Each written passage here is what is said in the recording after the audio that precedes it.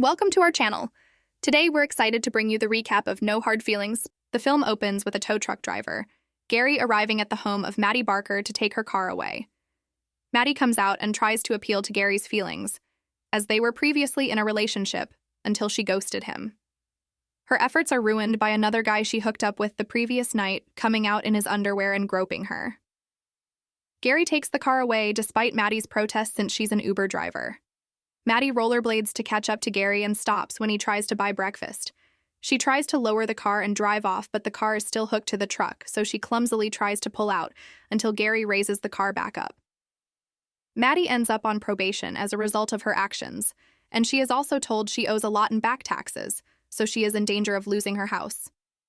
Maddie also works as a bartender at a waterside place in Montauk, where she has lived all her life. She works with her friend Sarah and hangs out with her and her husband Jim. On their break, Sarah shows Maddie a job listing from a rich family asking for someone to date their son before he goes off to college, and in exchange, they are giving away a car.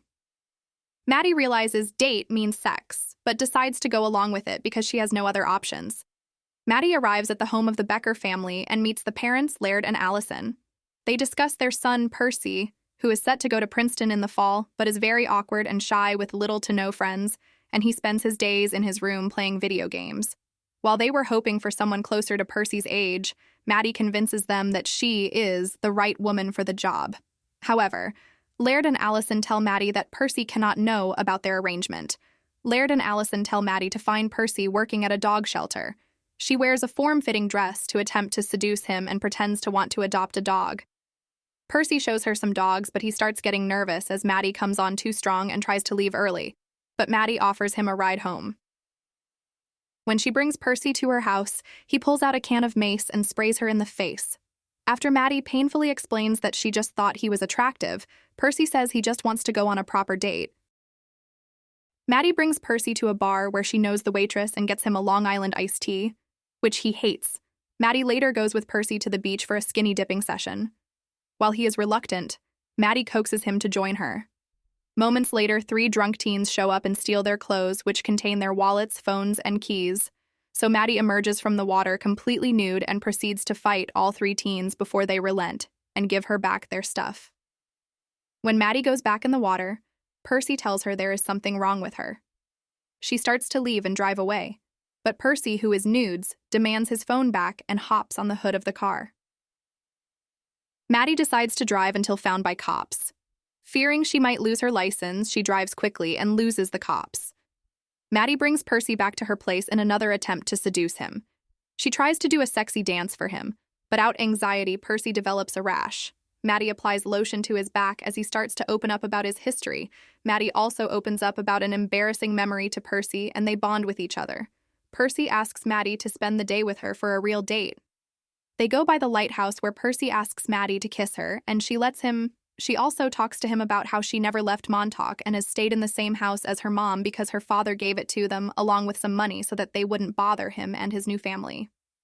Later on, Maddie and Percy go to dinner at a fancy restaurant as part of a little prom date since they both didn't go to their proms, where Percy plays piano for the whole restaurant to hear, which earns him cheers and applause. Maddie is also equally impressed. A girl from Percy's school, Natalie, then goes up to offer her praise to him, and she says she is also going to Princeton in the fall. Natalie invites Percy to a party for other Princeton-bound students, though Maddie tries to stop him from going for fear that he will end up sleeping with Natalie or another girl. Despite Maddie's objections, Percy says he wants to go. The two take a limo to the party, and Maddie goes looking for Percy, having to walk among snooty teenagers who think she is too old to be there. Maddie eventually finds Percy in bed with Natalie, but he is sick because he's been drinking.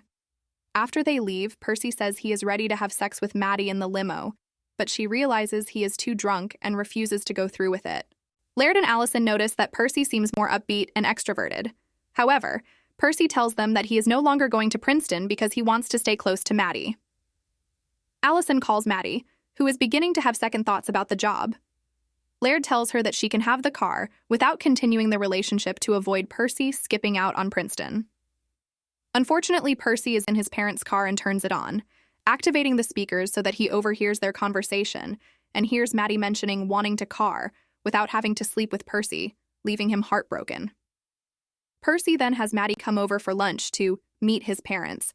He starts drinking their wine and begins to act passive-aggressively before going out to bring the car out into the woods to mess with it.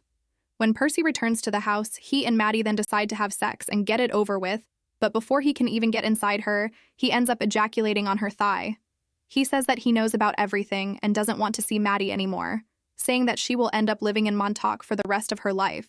She is forced to continue her Uber duties in her messed-up car, while Percy goes back to staying in his room and playing video games.